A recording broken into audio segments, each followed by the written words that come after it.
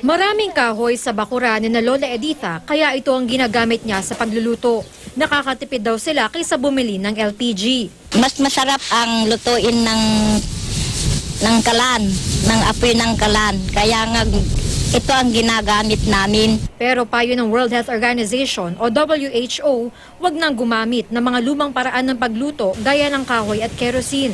Sanhi daw ang mga ito ng tinatawag na household air pollution na kasama sa nagdudulot ng mga nakamamatay na sakit sa baga at puso.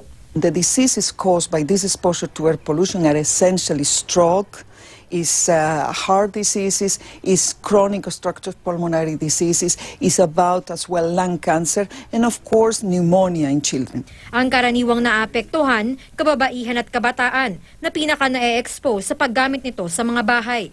Ayon sa WHO, ang Pilipinas ang ikalawa sa listahan ng mga bansa sa Western Pacific region na may pinakamaraming namatay dahil sa household air pollution. Hinihikayat din ng Department of Health ang publiko na huwag nang gumamit ng mga panglutong nakakasama sa kalusugan.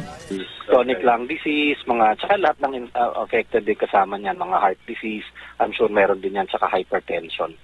Sa halip ng kahoy at kerosene, payo ng WHO, mga ligtas na paraan ng pagluluto gaya ng LPG at kuryente ang dapat gamitin. Jam Sante Kaiko, nakatutok, 24 oras.